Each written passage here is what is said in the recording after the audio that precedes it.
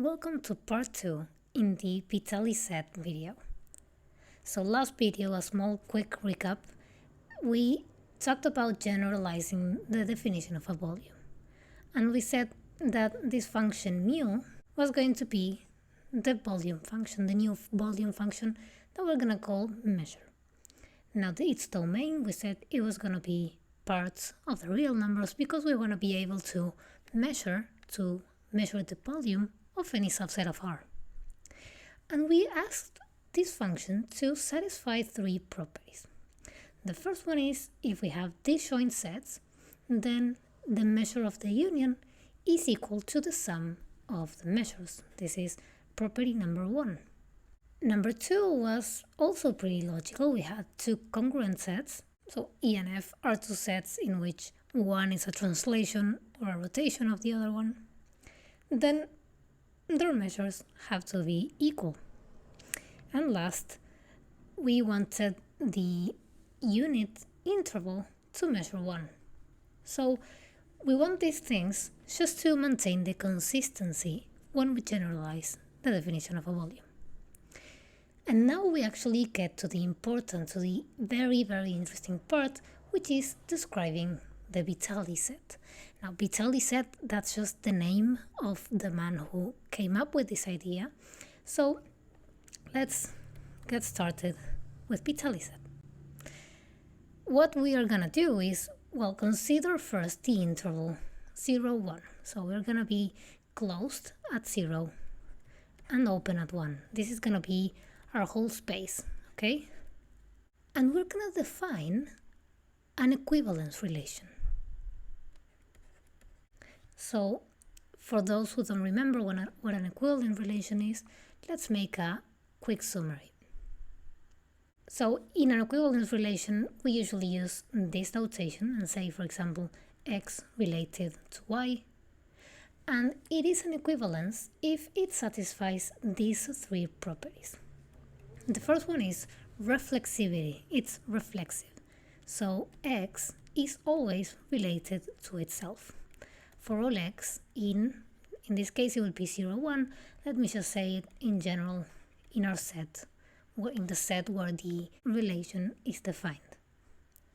And the second property where we asked for the relation to be an equivalence, it was that if x is related to y, then y is related to x. So this is the symmetry. And this has to happen for all x and y in X, as long as they are related. And the third property was transitivity. If we have that x is related to y, and also y is related to another element set, then x has to be related to this element set. And again, this for all x, y, and z in our space. Okay, so this is an equivalence relation. We have a relation, and if it satisfies these three properties, reflexivity, symmetry, and transitivity, then we can say the relation is an equivalence. And now a particular property equivalence relations have is that they define partitions. Then we can see that, for example, if this is our set X, we will get partitions. Our set will be divided into sort of clusters, and all are disjoint. And if we take the union, then the union gives us the whole set X. Okay, so we are gonna define one of these relations. Okay, how do we define it? For elements in our space, in this case 0, 1, we will say that two numbers, so we have x and y, two numbers in 0, 1, and we'll define x related to y if and only if x minus y is a rational number. Okay, so we grab two elements, two numbers in 0, 1, and sorry, here it was the open set. And we say, okay, x and y are related if and only if x minus y is a rational number. Okay, it's a very simple relation, and it's easy to check that this relation is an equivalence. Okay, so that is going to be sort of homework. I'm not going to waste any time with that because really the calculations are very simple, just using the definition. So now let's recall the axiom of choice. The axiom of choice says that we can basically choose an element from a set. Okay, it's very simple, and it's also very controversial. Now, I will not get into why it's controversial, but we are doing analysis. Okay, measure theory is a branch of analysis, and every time in analysis we accept the axiom of choice. You may not agree with it, but it's a fact. Analysis says, okay, let's assume the axiom of choice is real, is true, is valid, and now we work from it. Okay, we accept the axiom of choice. We don't judge it. We use it. We embrace the axiom of choice. We try to avoid using it when possible, because crazy things happen then, as we will see now. But we consider it valid. Okay, so the axiom of choice is valid for us. So what we will do is define a set.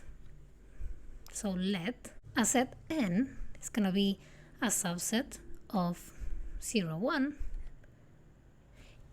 It will contain, so n will be formed by one element from each class in the equivalence relation.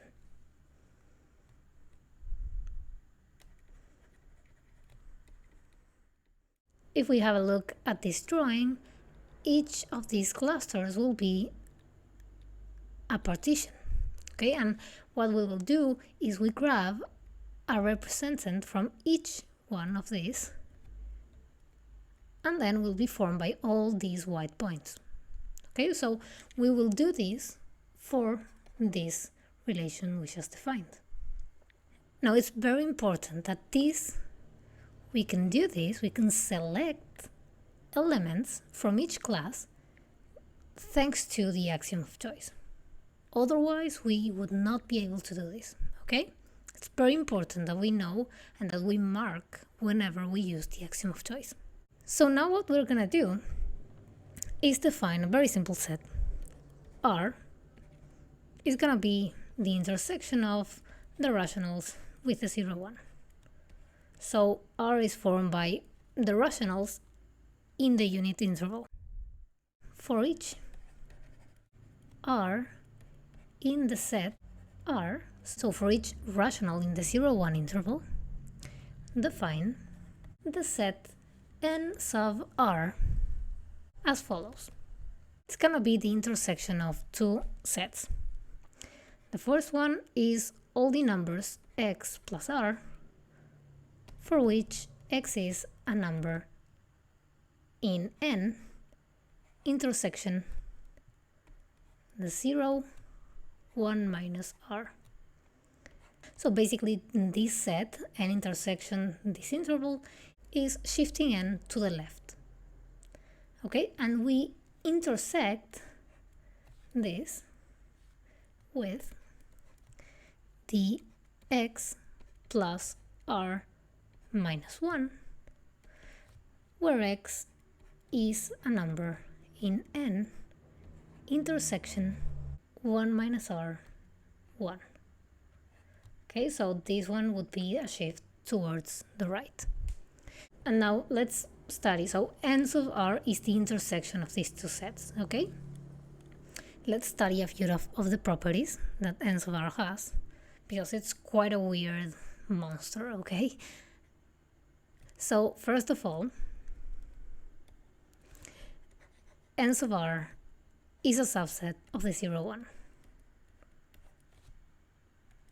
To prove this, all we have to do is, so if x is a number in n sub r, it's an intersection, so it's a number of this first set. So x will be of the form y plus r, so it's not the same as this x, okay?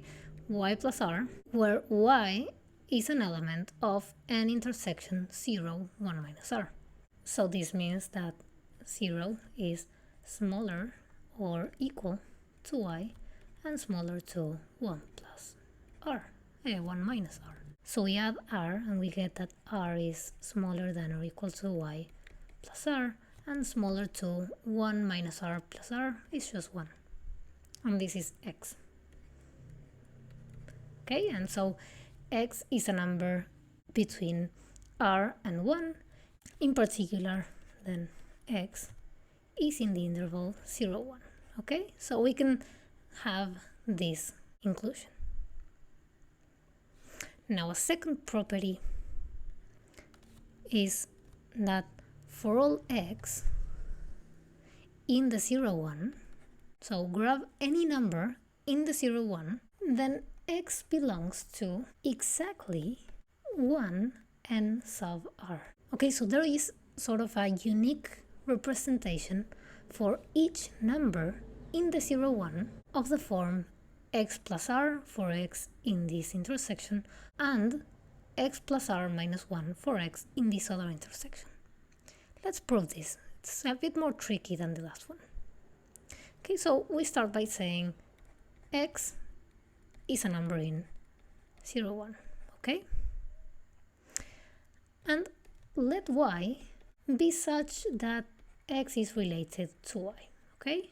It's an equivalence relation, so we know that every element is related to itself, so y could be x, but it could be different. Just take one. Pick a number, y, that is related to x. Okay, and now we consider different cases. If x is greater to y, then we can just say that x is equal to y plus x minus y. Okay, I'm just taking x, adding and subtracting y. Now, because x is related to y, this means that x minus y is a rational number.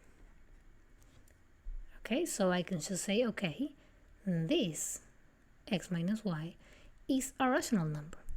Call it r. Well, r belongs to q. And also, 0 is smaller than or equal to y, smaller than 1 minus r, if and only if r is smaller than or equal to x and smaller to 1. Okay, so we got the first case, and now we have to consider when x is greater than or equal to y. So if x, let me go up a bit like this, x now greater than or equal to y, remember we took an element x in the 0, 1 and just another number y that is related to x. Okay, and we consider the second case, x greater than or equal to y. So now we have to find another way of writing x.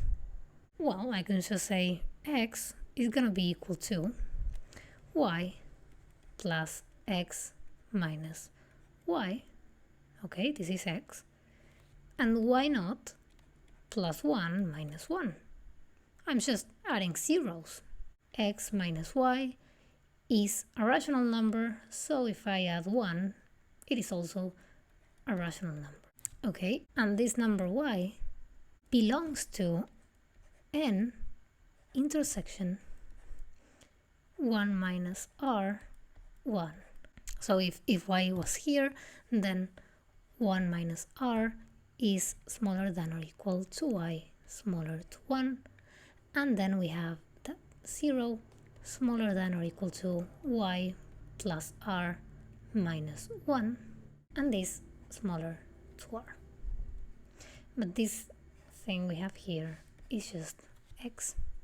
And now let's see, because remember this was exactly 1 and r, let's see what would happen if, let's say, a number set belonged to n sub r and also to n sub s for s and r different numbers.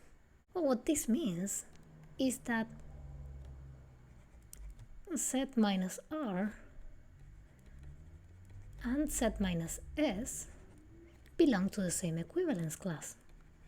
But this doesn't make any sense, because we said that n was formed by only one element from each class. And now we found two, and these two are obviously different because s is different to r. So we have that these two are different, but they are both in n, and they are both in the same equivalence class. Okay, so we have two different elements in n and in the same equivalence class. Well, that's just an absurd, because if we remember the definition, we said that n would be the set that has one element from each class. So we can't have found two different elements in the same class. Okay, so this proves that for each element there is exactly one n sub r. Okay, so now back to the mu. We had a function. We said this function satisfies these three properties, and we focused on the 0, 1, defined an equivalence relation and a bunch of sets. So now we want to measure the set n. Okay, I had this function mu that went from parts of r to the 0 infinity. Well, n is obviously a set in parts of r. Okay, it's just a collection of elements in the real numbers. So why not try and measure it? Measuring n is the same as measuring this. What if I say n intersection 0, 1 minus r, and this set union n intersection 1 minus r, 1. So the union of these two sets is obviously n. And because of the property number 1, the first property we asked mu to satisfy was the measure of the union of these joint sets is the sum of the measures of each set. Okay, so then this is equal to mu of the first intersection plus mu of the second intersection. But now, if we recall the definition of n sub r here, look at this. We are measuring a translation, okay? Because we have x in this set, which is the one we are measuring at the bottom, plus r, and this other set, but also plus a constant. So translations, if we remember the second property here, translations are just congruencies, right? So measuring these two intersections, the sum, it would be measuring the same as n sub r, okay? Because they are congruent. There's just a translation. So then now this, because of property number 2, is equal to the measure of n sub r. And this will happen for any r, okay? R was a rational in the 0, 1, okay? So we have now that the measure of this very strange set we formed by grabbing just one element from each class is the same as this other translated set. Now R, this set, the set we're grabbing these sub-indexes, remember R was the rational numbers intersection 0, 1. So R is obviously a subset of the rational numbers, so it's countable. And 0, 1 is the union over all these elements R of the sets n sub R, which we have proven that these sets are disjoint. Okay, we proved it here. We said what would happen if we had some element in an intersection. Okay, we proved that these sets were disjoint, and we can obviously write 0, 1 as this union. Okay, so because if it's a disjoint and countable union, then the measure of 0, 1, because of the countable additivity, because of the first property, is going to be the sum over all these numbers in R of the measure of n sub R. But n sub R, we said here that the measure of n sub R is equal to the measure of n. Okay, so we have now that this is equal to the sum over all these rational numbers in the 0, 1 of mu of n. What would happen if, for example, mu of n was 0? Well, if this happened, this is a possible case, then obviously the sum would be 0. Okay, we are just adding 0 plus 0 many times. And this would give us, because this right hand side is 0, then we would have that the measure of 0, 1 is 0. Okay, so this is obviously false because we asked property number 3. And what if, so it can be 0, but let's consider now the case where mu of n is positive. Well, but then I'm just adding the same positive number infinitely many times. It doesn't matter if mu of n is smaller than 1. It can be 1/2, 1/2 plus 1/2 plus 1/2 infinitely many times will be always infinity. So then this sum would be infinity. But then if this sum is infinity, because this sum is the measure of the 0, 1, we would have that the measure of 0, 1 is infinity. But again, this can't happen. I don't want these cases.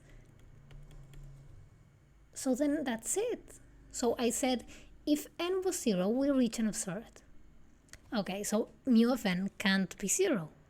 But if it's positive, we also get an absurd. That's it. There is something wrong with these properties. We can't have all these 1, 2, and 3 at the same time. Okay, we're asking too much for the function mu. So what we are saying is no such mu can exist. And now the question is, okay, so which one of these properties do we let go? And the answer to that will be in the next video.